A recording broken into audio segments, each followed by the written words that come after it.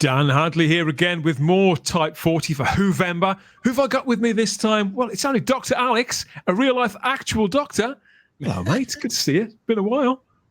What? Hi. Hello, Dan. Thank you. Yeah, I guess I am, but not in the way you think. But yeah, no, I'm obviously not. Just not the one we were expecting, yeah? Yes, exactly. Thank you. The reason why I wanted to speak to you, was because I know that you, more than probably anybody that I've ever spoken to on the show, you've been frustrated, haven't you, with not just the amount of Doctor Who we've been getting increasingly or decreasingly over the last few years, but the quality of it. And a lot of people have sort of felt that way latterly in particular, but you've done more about it, I think, than most to correct the balance. Yeah. I mean, that's...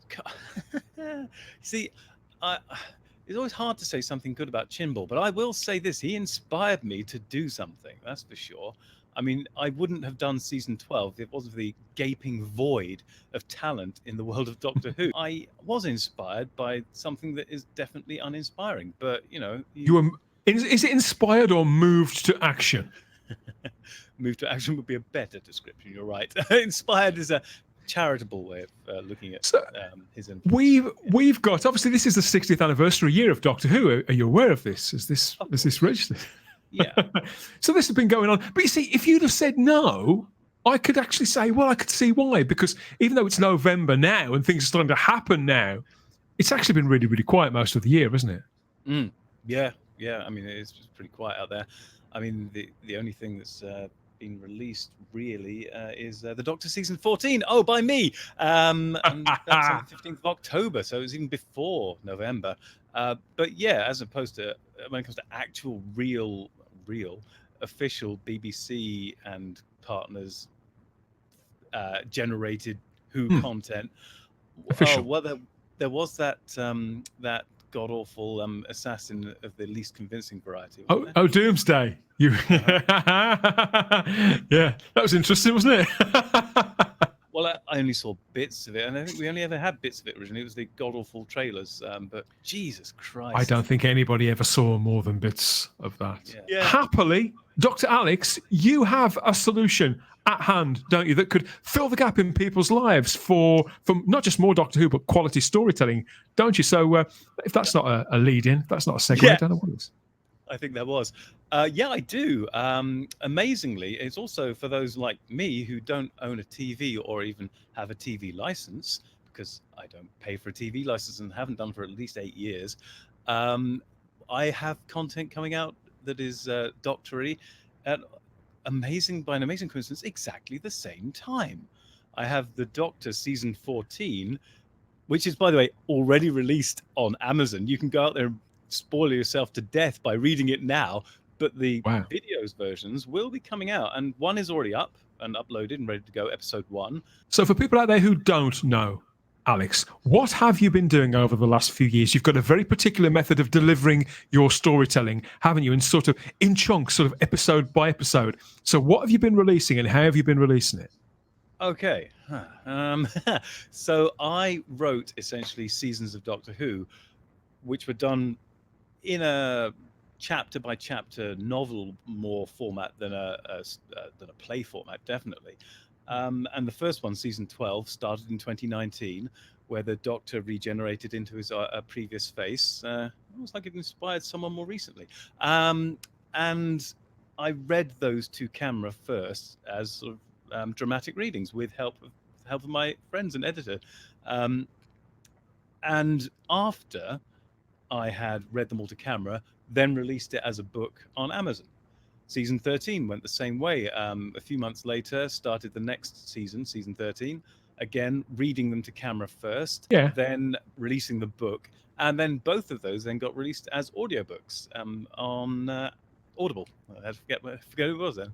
So in a nutshell, these are entirely new seasons of Doctor Who in prose form that pick up the story from a very particular place, and that you have written most of the episodes for. And I understand that on the latest season you have had writing partners, haven't you? I have indeed. So I had to slog through the first 2 entirely myself. But for this one, I have invited and very grateful to have people join me on this. So we had Oliver M. Goldblatt, otherwise known as Old Media Guy, Lonnie Webb, also known as On Comics, and Yes. Zvi Lebetkin, known to everyone, I'm sure, as the Rabbi from Another Planet, all giving, in some cases, multiple stories to the volume. And of course, I've written them as well. I've written some stories too, particularly the 2 opening episodes, the 2 closing episodes, and one right in the middle, just because why not? It should have, there should be a bit more from me in there. So there's one more story right in the middle to keep like a tent post, keeping the thing Fabulous. Yeah. But yes, what was I going to say? Redo your question because my brain's not working. So I'm interested by the fact that you haven't got a television. You obviously don't watch television, even drama at all. Do you not even play DVDs and things like that? Do you watch vintage entertainment, or are you purely are you a reader predominantly? I do read quite a bit, and I've started reading a bit more recently for various reasons. But no, I don't really watch mainstream stuff at all unless someone suggests something I should look at, and then I go off and watch it. Recently, the Rabbi recommended the cartoon for Babylon 5. So I did dig that out and watch that, and it was quite good. Yeah, kind of had to be someone who'd watched the series, I think, to fully appreciate it. But yeah, it was good. But otherwise, no, I don't have anything like that. It's funny you should mention that, though. Yeah, I did abandon the TV because I thought most mainstream content was dross. The news was dross. Same with me. The drama was going to the toilet. I watched Doctor Who I actually ditched everything in 2012. I watched Doctor Who a little bit longer, only through legal means, I assure you, until it dropped off a cliff in 2017. At that point, there was no need for me to have a TV. There's no need to watch anything mainstream. There was nothing worth watching. Now, most recently, because you've reminded me of something I've done recently that isn't Doctor Who, I'm afraid, but is it okay if I talk about it? Of course. I have not been watching The Fall of the House of Usher, is that a Netflix series? Yes. Yeah. But by coincidence, I've been doing lots of AI voices reading, and the Rabbi, Zvi, and I were talking about who would be good readers and what for. And it sprang to mind that Vincent Price would be a brilliant reader for Edgar Allan Poe, because he has, of course, done some Edgar Allan Poe in the past and in films based upon it. And I was inspired by what he said. Plus, I was walking past my flatmate's front door of her room, and I could hear snippets of the Netflix series. And I was just struck by the lazy, crappy, uninspired writing that was behind it. I could just hear F-bombs being dropped left, right, and center. And the central characters go to a rave, and they shag everyone, and they have piles of drugs. And it's like, yeah, this is really, really getting to the heart of Edgar Allan Poe here. I can see what you're really aiming for. And so almost partly inspired by Zvi's talking about what we can make using stuff available, particularly as out of copyright, as Poe mostly is, well, entirely is. I did The Fall of the House of Usher, the proper one, the actual Edgar Allan Poe story, read by Vincent Price AI, and seems to be quite popular, more so perhaps than the Netflix series. No, it's not that. So is this up on your YouTube channel right now then? It's up there right now. It's out like a week ago. It was out, I released it exactly on Halloween. So yeah, that was my Halloween treat for everyone. But it does remind me exactly what you're talking about. Yeah, I don't watch mainstream media because it does largely seem to be crud. Edgar Allan Poe never did drop an F-bomb. You heard it here first, everybody. Yeah, exactly. And I think if you do, it is kind of an indication that you may be a subpar writer if you have to drop an F-bomb to shift your story. I think the writers of Star Trek Discovery found that out the hard way. I think it does show that you lack competency if you have to drop an F-bomb in order for your story to have any impact. And if that's all the impact it has, you're probably not very good. So as well as the Vincent Price reads the Edgar Allan Poe that you've got up on YouTube, I understand you've now got whole new reams of Doctor Who content for people to enjoy. So now season 14 is published. It's out there. It's on Amazon. If you want a spoiler, the TV YouTube version, you can just go out and buy it on Amazon. It's all there, end to end, including anything that might really, really tie into the whole 60th anniversary of Doctor Who stuff. I don't want to talk about it because I'll spoil people. It'll be too spoilery. But yeah, there's stuff in the last 2 episodes in particular that really brings the entire Doctor Who narrative full circle back to where it began. What I'm picking up from you, Alex, and every time we've spoken, I've always felt the same way, is that you have a sense of storytelling that is quite bold. Your stories, they can often be psychological, can't they? You can go into the way that these characters think really quite deeply, and yet the backdrops, they do tend to be pretty big. And your seasons of stories, they have shape to them, so they do reach a conclusion and have a beginning, middle, and end of their own, don't they? They're more than the sum of their parts. Oh, yeah. I mean, each individual chapter does stand alone as a story, or should do, except when they're double episodes, if you like. But there is normally an arc involved. Season 12 was a little bit less arc driven, but it was still pretty arc driven, to be fair. Season 13. Weirdly, it was still very arc driven. They were trapped in this strange universe that they ended up in, worlds that they ended up traveling through. But it was definitely they had something to achieve. There was a peril to be overcome. They had to get to the end, and there was other stuff drawn in towards the end, which was very Doctor Who-y. And season 14 perhaps is the most traditional in some ways Doctor Who season I've done, because it was designed that all the stories inside could be standalone. Even my middle story, the one I wrote for episode 8, chapter 8, is itself self-contained. All the ones I hoped to be in this should be self-contained, except I'll give you the opening 2 and the closing 2 do round off the entire book, both opening and closing it. Although they also contain their own stories, particularly in the first 2 episodes. But yeah, I guess that answers your question. Yeah, I guess I do think quite deeply about what I'm doing. How about that? But when you're reading your own work out like that, do you ever feel self-conscious, or do you ever think, I ought to change that bit? Or do you ever change your mind about choices that you've made creatively, or are you very, very clear and very, very sure about every word by the time you switch the camera? Oh, yeah. I was going to agree with you, but now I'm disagreeing with you. I don't make major changes. I might drop a word, change a sentence or just slightly here and there. Yeah. But by the time I've got to reading it, I've edited it. My editor, Eon, has edited it. We have edited it quite a few times before I read it. And then on the read, I might find the odd typo. But it's as it's going to go. I mean, it's ready to go. As such, I've read all of the actual narratives for season 14, episodes 1 through to 14. They're done. I just have to read all the character readings now for the every character that reads. Yeah. I have a different setup for the camera, and it's done slightly differently. So I have to do every single character now, which is a bit of a pain in the ass, and then edit it all together. Well, for people who haven't heard or read your work before, let's give them a taster of it. This is your very latest trailer, isn't it, for this latest batch of stories? So we're going to play this now and give it both barrels. Thrown together trailer that I did last night in a rush. Yeah, sure, let's do that. Oh, you did that? You did this just for us? Yeah. It's like, what am I going to do? So I apologize. Okay. Terrible. No, it's quite all right. Let's have a look at it now.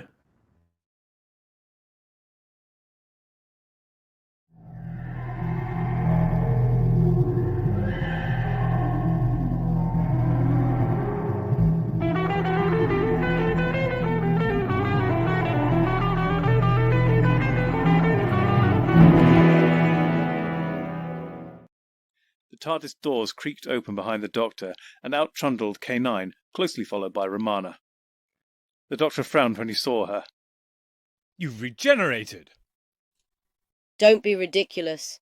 I just changed my hairstyle, and not by much either. I must say I'm surprised you noticed. Uncharacteristically observant of you. I certainly didn't expect you to think I'd regenerated. We neither of us are beyond changing our outfit and adornment slightly from time to time. And we don't need to burn a regeneration just for appearance's sake. Of course, naturally. And there's absolutely no precedent set for such behaviour. Master, mistress, I await your instructions. K9 chipped in, almost as if impatient to be on the move. Romana and the Doctor turned to regard him curiously, each a little surprised by the interruption. K9, what's the matter, boy? Do you need a walk? It was the figure of a Kairoan woman in long black robes. They completely covered her from head to foot. Even her face was largely concealed by a scarf of the same material. Only the odd strand of dark brown hair escaped from the edges of her turban, coupled with 2 dark eyes staring intently into his own. An eerie, warbling, wailing melody enveloped him as he stared back at her. Ah, so there are 2 intelligent species on Alpha Centauri Prime. Unusual, but there are several instances where such peaceful coexistence succeeds in the universe. 3, actually. Although there is some question as to the final species' actual intelligence. They are often regarded by the chittids and boloids as semi-sentient, while they, in their turn, tend to keep to themselves within their own close-knit communities high in the jungle canopy. I refer, of course, to the chirpers. Greetings, good citizens of City Alpha 1. We are travellers in search of a friend, Alpha Centauri. Perhaps you might help us find him. This is Romana, my dearest companion. Oh, sorry, K9, you are very dear too. And I am the Doctor. The Saviour! The Saviour! The Saviour! The Saviour! He's not the savior. He's a very careless Time Lord.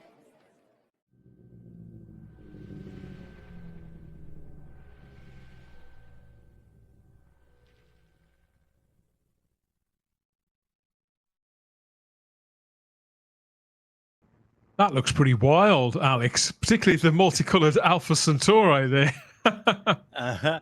Yeah, that was mostly bits of dialogue with most of the actual description cut out, as you can probably tell, just to get more dynamic to and fro between the characters. But Trippy, you very get an idea. trippy stuff, mate. Very trippy stuff. When does the first one drop, and how regularly can people expect to get them if they subscribe to your channel and turn on the notification bell?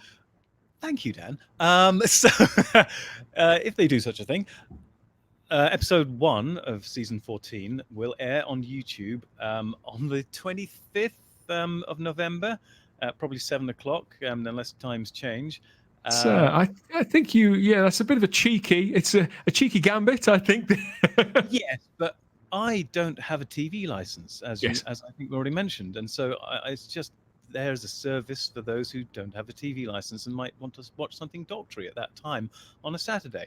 Very considerate. Episode 2 should come out the week following, which is the Definite Article Part 2. And episode 3, which will be the first one that I cut together by one of my fellow authors, will be Broken Part 1 by Oliver M. Goldblatt, and that should come out the week after. I should be able to keep up with editing enough to get those 3 out in a timely manner. The other following 11 episodes might have some delays because I have to cut them all together, but they should come out fairly regularly. I'm hoping week upon week thereafter. Fabulous stuff. See, there is lots of alternative Doctor Who content out there, isn't there? In written form and for the ears as well, and in fan films and all manner of other creative endeavours. This is one of the things that I enjoy most about the Doctor Who community. And if the stuff, for whatever reason, if the stuff on TV isn't working for you at the moment, for whatever reason, then there are alternatives out there. And Dr. Alex has been doing sterling, consistent work now for several years. And thanks for coming on, Alex. As always, wish you the very best with this new project and your piece of Doctor Who's 60th anniversary, of giving people more of the kind of stuff that we like. I do hope so, and thank you for having me on. I really appreciate your enthusiasm too. You'll find a link to Dr. Alex's channel in the description of this video. Head over there and like his video, subscribe to his channel. Let us know what you think of Alex's work. Have you read all of his books? Have you listened to his readings there over on YouTube? Are you a Dr. Alex fan? I'm sure we'd love to hear from you. Drop us a comment below. And yeah, we'll speak to you again soon, Alex, I hope. Happy 60th anniversary. Thank you. And yes, see you soon.